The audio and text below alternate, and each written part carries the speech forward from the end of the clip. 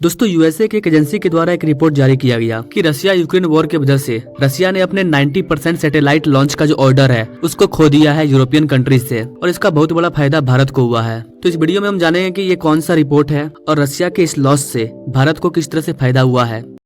नमस्कार दोस्तों, मैं विकास और आप देख रहे हैं ऑल इंडिया अफेयर्स।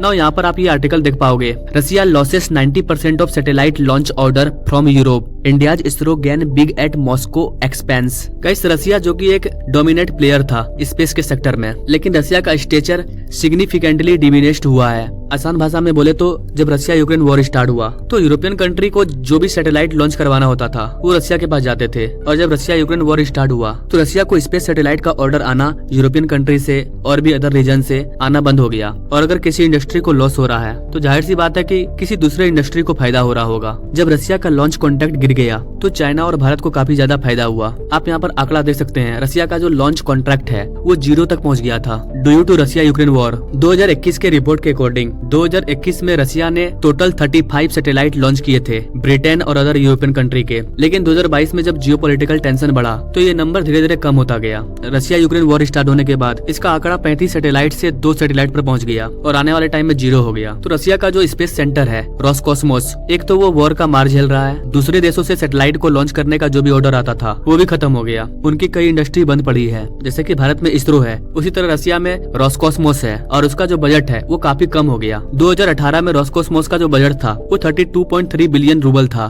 जो कि 2021 आते आते 10.5 बिलियन रूबल हो गया, मतलब सीधे 60% का नुकसान हुआ। तो रसिया में जो भी हुआ इसकी वजह से इंडिया के इसरो को एक नया अपॉर्चुनिटी मिला। भारत का जो स्पेस ऑर्गेनाइजेशन है इसरो, वो लगातार ग्रो कर रहा है। आप यहाँ पर अपने प्यारे भारत का 2022 का डाटा देख सकते हैं। 2022 में हमने 34 देशों के सैटेलाइट को लॉन्च किया था, जिसके थ्रू भारत को लगभग $280 मिलियन का फायदा हुआ था। और सिर्फ 2022 में भारत ने 345 फॉरेन सैटेलाइट को लॉन्च किया था। जी हाँ गाइस, 345 विदेशी सैटेलाइट को हमने लॉन्च किया था। तो एक तरफ 2022 में जहाँ रसिया यूक्रेन में वॉर चल रहा था, रसिया का जो रोसकॉस्मोस है वो डाउन जा रहा था, वहीं अपना प्यारा भारत तेजी से ग्रो कर रहा था। इसके बाद 2023 में भी हमने कई कारनामे किए। चंद्रयान 3 को लॉन्च किया, अपने इंटरनेशनल कस्टमर की 46 सैटेलाइट को लॉन्च किया। आप देख सकते हैं यहाँ पर article, India is replacing Russia as a 21 century space power. Chandrayaan 3 हो या फिर आदित्य L1 हो या फिर अभी जो हम गगनयान की तैयारी कर रहे हैं, तो ये सारी चीजें ये दिखा रही है कि भारत किस तरह से स्पेस सेक्टर में ग्रो कर रहा है। वन वेब जो कि एक ब्रिटिश सैटेलाइट स्टार्टअप है, जो कि पहले रसिया के साथ डील करता था, वो भारत की तरफ टर्न हुआ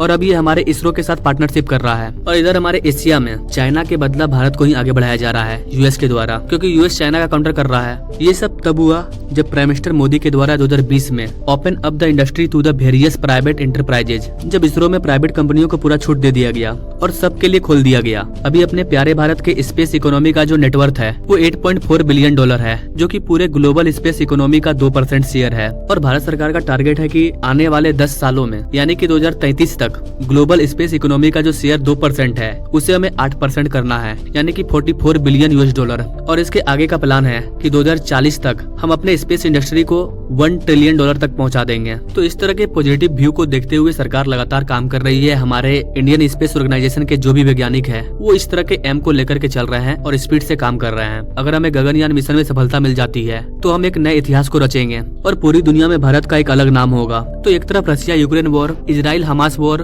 और यूएस के द्वारा चाइना का काउंटर करना, इन सब चीजों की वजह से हमारा इंडियन स्पेस ऑर्गेनाइजेशन एक अल्टरनेटिव के रूप में उभर रहा है स्पेस सेक्टर के मामले में। आई होप कि गाइस आप इन सारी चीजों को समझ पाए होंगे कि कैसे हमारा स्पेस सेक्टर तेजी से ग्रो कर रहा है और इसके ग्रो करने के क्या क्या फैक्टर हैं, आप सभी चीज को समझ पाए होंगे। Now thank you for watching. मिलते हैं अगले वीडियो में एक नई जानकारी के साथ, तब तक के लिए जय हिंद।